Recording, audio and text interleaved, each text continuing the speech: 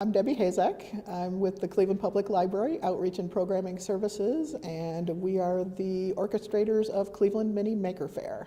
The first Maker Faire actually happened in the Bay Area, and it's been a while. I don't actually remember the first year, but it started out there. It has since spread worldwide, and there are hundreds of Maker Faires that happen and Mini Maker Faires that happen worldwide all year long. I believe today we're one of 7 Maker Faires that are happening, including Adelaide, Australia, and several other places in the US and in Europe. So this is, almost every weekend there's a Maker Faire happening somewhere in the world. That's really, really cool. Maker Faire is for everybody. There is no age limit. It is for everybody from kids to senior citizens. We have had people here with toddlers, and there was one year we had somebody who was 97 years old and who was having a blast learning to solder for the first time. We have actually had people here with toddlers who were 2 years old and under, who were participating in some of the kids' activities. I mean, we just have, it's a celebration. It is everybody, anybody. And the funniest thing sometimes is watching, people bring their kids to it and they think it's a kids' activity. And you find mom and dad who are now sitting at the learn to solder table or playing with the robots, and the kids are going, Mom, let's go. And, hold on, I'm doing this, So everybody finds that spark of fun and creativity when they just realize, it's the stuff you used to love to do as a kid, just doing something because it's fun or because you've never done it before. And all the way up to, a lot of the stuff that we have is people who have started with something like that, where it was just something that was fun or a hobby. People have actually turned it into businesses. So up on the second floor, we've got Maker Gear is here, who has, their business revolves around 3D printing. We've got lots of groups that have became the way that they make their living. So it goes the whole run. Every year, the newest thing that's here is my favorite. It's the dragon is my favorite, the drones are my favorite, a 17-year-old kid who built his own R2-D2 is my favorite. It's kind of like saying, you have a favorite child.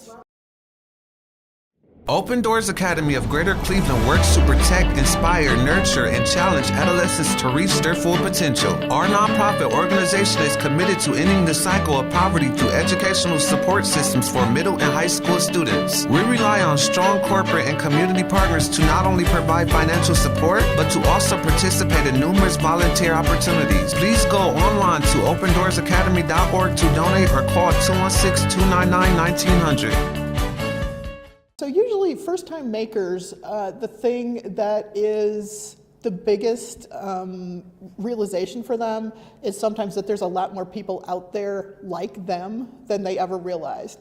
Because a lot of people who start as makers, they don't know anybody else who's doing this stuff, or they may know a couple of their friends, and sometimes, other people think they're weird, or he's the guy that builds robots in his basement. But when you come here and find other people who build robots or build a giant dragon or, create medieval armor and weaponry, people realize that there's a whole community of makers out there. And I think that's the biggest thing we love seeing when new maker groups come. And they're having as much fun as the people who are here to visit Maker Faire, because they're just going these are my people. You can see the people that come in the door and go, this is my tribe. These are people who are like me. These are people who make stuff, who just, if you come up with an idea and go, what I've been thinking about? They're like, oh yeah, that's cool. You know how you could make that? Or I know somebody who makes this. We've had people who ended up, meeting each other and now end up working together because, the person who does music found the Cleveland game developers, and now they're working with them because they can do music for games or art or other things. And that's almost as much fun as, watching the little kid that discovers R2-D2 just coming around the corner, because the makers now create their own community and find community, find space. My name is Chioma. I am a Case Western student and I have a passion for fashion. So what I do is I partner up with local fashion designers from Africa, and I pay them directly to bring their brand to life. and then I sell their wares here in America. This gives them more income because I pay them, but also more exposure, because when you buy from Chimu, I tell you which brand it comes from. So that is me, and that's a little bit of what I do. So how I came up with the idea of Chimu was, back home in Texas, I go to a very Nigerian church, so a lot of people dress in Nigerian traditional clothing, except for my mom. Even though my mom is from Nigeria, you know, she has the accent and everything, she would always wear more Americanized clothing. And so one day someone went up to her and said, why? Why do you always wear American clothing? No one knows you're Nigerian. And her reasoning was the amount of money she would use to spend on one Nigerian outfit, she can use to spend on 2 American outfits. And this was like a couple of years ago. Like, this was like back in the day, so, you know, WhatsApp wasn't as big in America, so we had like calling cards. So we would have to like call our cousins in Nigeria, and that would cost money and time. And since the network wasn't so great there, the calls would always drop. And then when they would make the clothes, we didn't have any say on the color, how it would look on us. We just had to wait for them to make us look good. And when my mom would make clothes for me, when you're a growing child, what fits you today will not fit you in 6 months. So, and that's usually how long the clothes took, because like, they had to make it and ship it from Nigeria to America. So when they got to me and my sister, they didn't even fit. So we had to find another tailor to like redo it, and that was like time and money wasted. So I thought, why can't there be a way that this African fashion can be in more standardized sizing, so people can like try it on. If it fits them, fine. If not, fine. Or if they try it on, they don't even like it, they can just toss it. Or if they like it, they can take it. So that's where the idea of Chimu came from.